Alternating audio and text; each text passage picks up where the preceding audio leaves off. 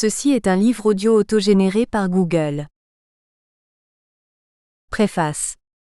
Dans son ouvrage, Laurence Vanin pose des questions essentielles à l'égard de l'état actuel de la philosophie politique.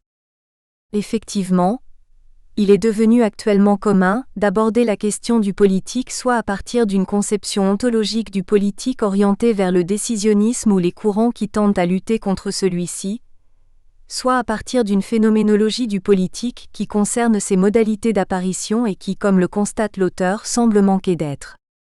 L'auteur ne cède pas à ces facilités et livre une pensée pleinement originale. En ce sens, Laurence Vanin préfère prendre pour fondement de son étude l'implication de l'homme dans le phénomène politique à partir d'une réflexion ontologique renouvelée car orientée non plus vers l'être du politique, mais vers l'être propre à l'engagement citoyen.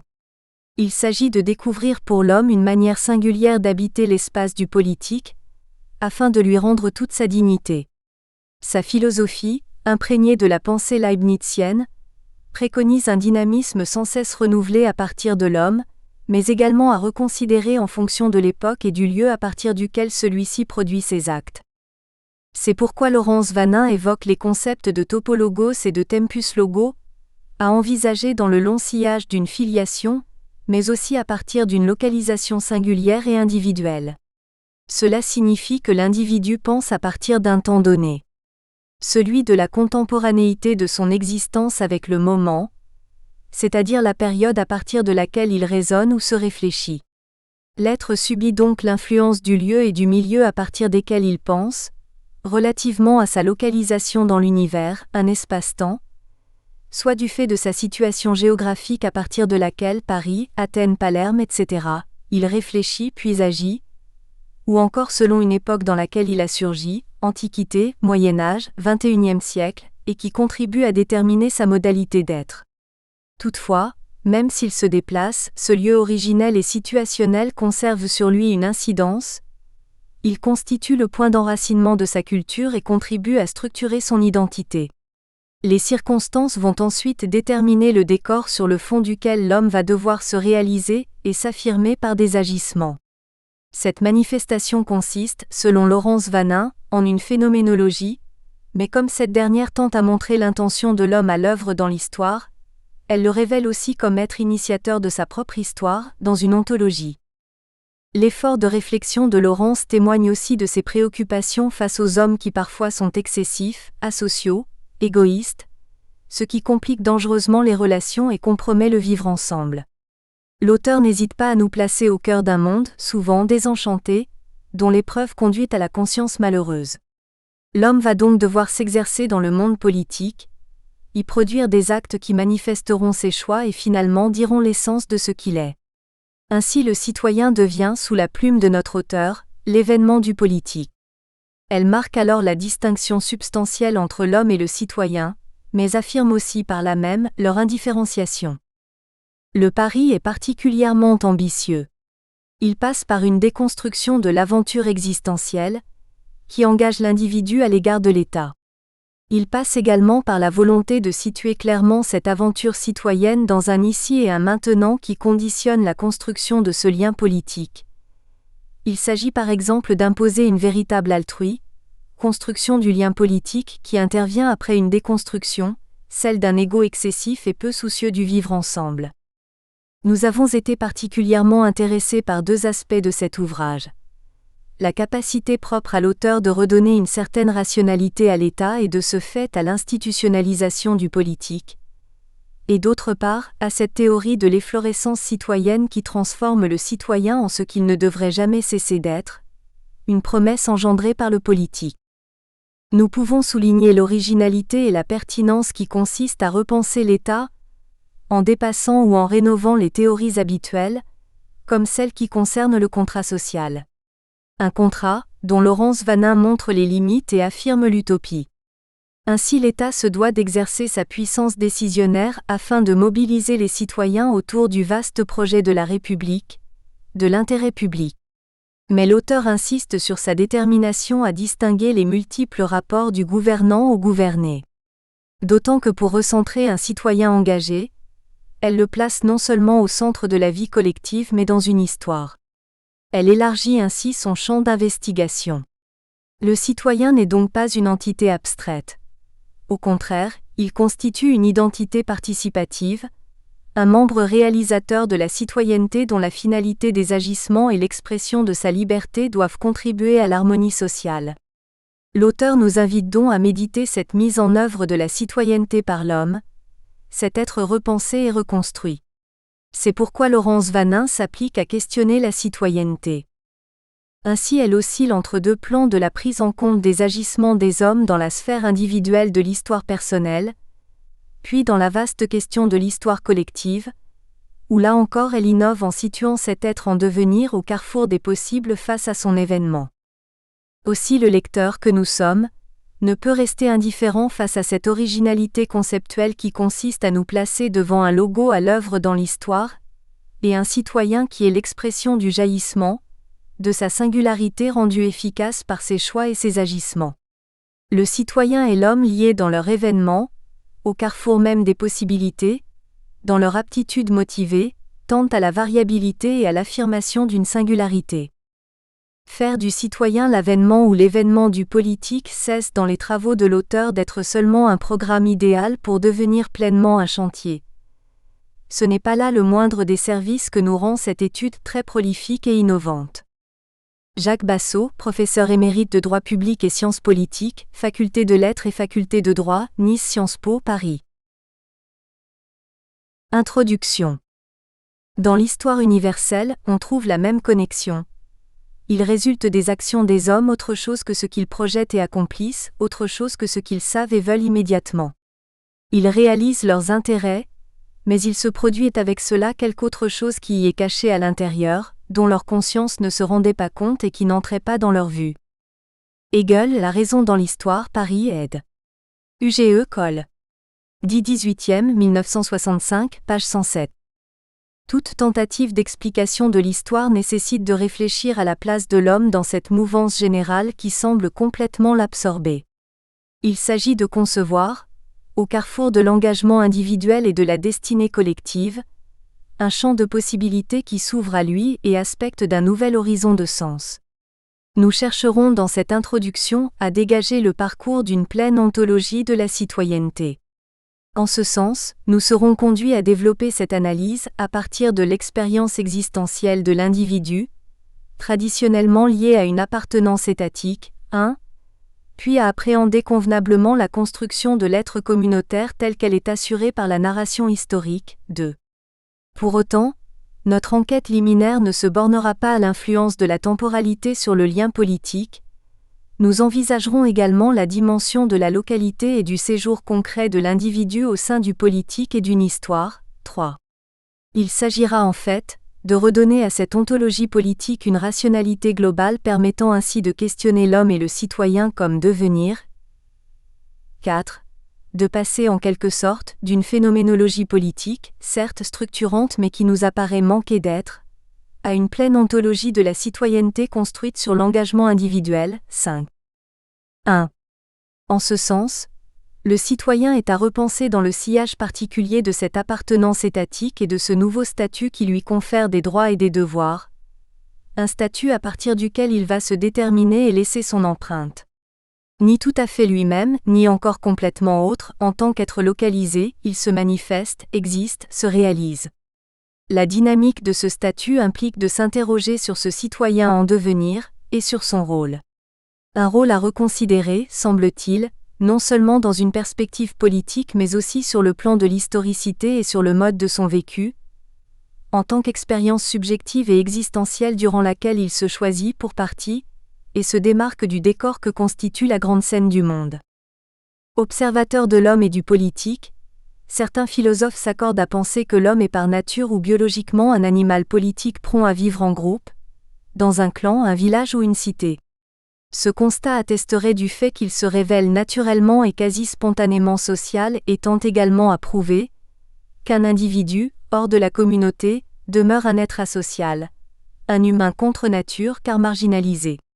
Il resterait de la sorte, étranger à la réalisation d'un bien commun et figurerait la négation de l'être. Son individualisme se poserait ainsi en autarcie. Ceci paraît conforté par le fait que la police se présente historiquement comme constituant véritablement cet être communautaire qui offre les conditions matérielles du vivre ensemble. Dans cette perspective, l'homme se révèle simultanément social et politique, ce qui aspecte également de son évolution à partir de son histoire individuelle et de son rattachement à une histoire collective. 2. Selon Hegel, c'est avec la formation même des États que commence véritablement l'histoire, cette dernière étant à considérer comme le récit de l'ensemble des événements qui se sont réellement produits et qui concernent la collectivité. En somme, la narration historique affirme l'existence d'une mémoire collective puisque sans histoire objective, il ne peut y avoir d'histoire subjective et inversement. Comme le précise Aron. Le même mot en français, en anglais, en allemand s'applique à la réalité historique et à la connaissance que nous en prenons. Histoire, History, Geschichte désigne à la fois le devenir de l'humanité et la science que les hommes s'efforcent d'élaborer de leur devenir. L'espace de réalisation de la communauté est donc corrélatif à la temporalité, ou chronologie, durant laquelle se produisent les événements qui scandent son évolution et la déterminent. Aussi, alors que nous avons préalablement situé le citoyen dans son rattachement à un État, ce qui augure de sa localisation civique, il nous faut également à présent le considérer comme appartenant à une époque pour le situer dans une historicité hic et nunc en le replaçant dans le prolongement du jaillissement d'un logo primordial, dans le long sillage d'une origine qui tend en permanence au foisonnement. 3. Cette démarche de localisation n'est pas sans conséquence. Elle nous invite à réfléchir la citoyenneté dans la particularité de l'espace-temps donné, qui paraît la déterminer mais surtout la complexifier. La compréhension de la manière dont l'homme est amené à investir l'espace-temps communautaire conduit également ainsi à s'interroger sur la façon qu'il a d'occuper géographiquement et historiquement une époque, et de contribuer par ses actes à la mouvance collective et au jaillissement de la nouveauté. Pouvons-nous pour autant en déduire qu'il fait surgir du sens dans cette totalité historique qui semble le dépasser ? Inévitablement cette problématique de l'effectivité de l'un, l'être de l'homme, se rapportant à la totalité, phénoménologique d'une histoire en cours de réalisation, nécessite de sonder le degré d'implication de l'homme et sa place dans la réalisation de l'histoire collective au cœur d'une ontologie politique. Il s'agit de méditer sur la finalité de l'histoire afin de déterminer si elle possède intrinsèquement un sens, ou si c'est l'homme qui le lui confère. 4. Nous pouvons ainsi nous demander si c'est selon l'ordre de la rationalité qu'il faut examiner l'histoire, ou s'il s'agit de la comprendre par le prisme de la dynamique, qui en l'homme rejoint la volonté, et pour la collectivité se révèle dans la force engendrée par les contradictions susceptibles de favoriser des mouvements de masse.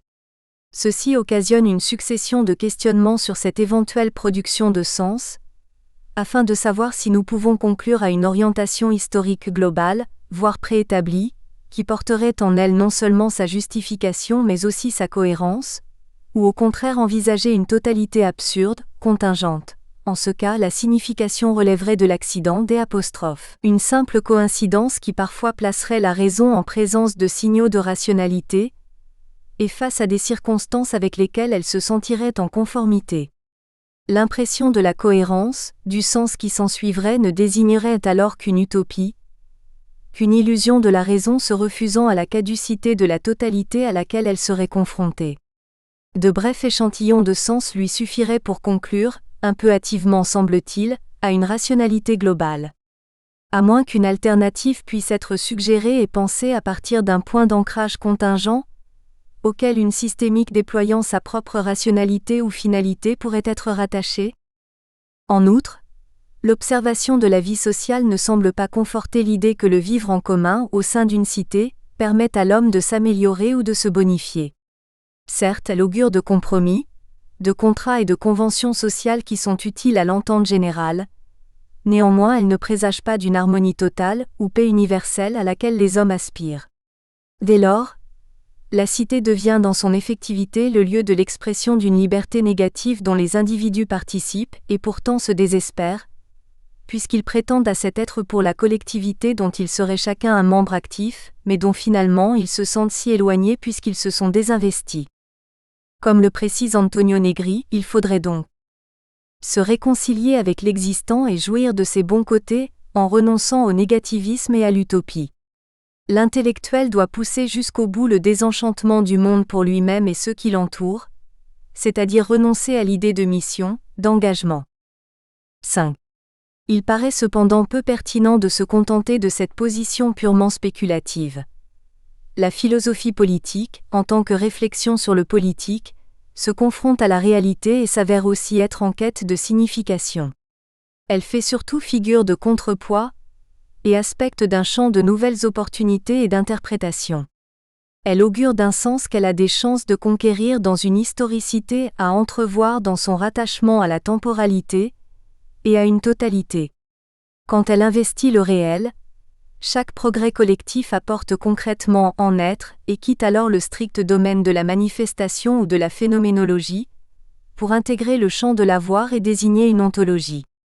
L'être en commun tend à ne plus être alors que le simple produit d'une histoire collective. Chaque individu participe concrètement de cette histoire et se manifeste au sein de celle-ci par un mouvement d'efflorescence lorsqu'il fait à son tour jaillir du sens et participe en qualité de citoyen à cette ontologie politico-historique commune, en d'autres termes, lorsqu'il s'engage. Il s'avère donc nécessaire, pour assurer la pérennité de cet engagement, de questionner la citoyenneté, non seulement pour la définir et la poser à titre critique comme un concept coupé de la réalité pour n'être que pensée, mais pour la considérer dans une praxis et très concrètement dans son effectivité. Toutefois, ces interrogations qui portent sur le citoyen requièrent d'élargir notre champ de réflexion. En effet, si l'État instaure de l'ordre et détermine la forme politico-sociale d'une communauté, comment concevoir un fondement ontologique de l'État ? Comment rompre avec une phénoménologie structurante qui manque d'être, et ne s'affirme finalement que dans une manifestation, pour passer à une ontologie du citoyen et remédier à ce manque d'effectivité ?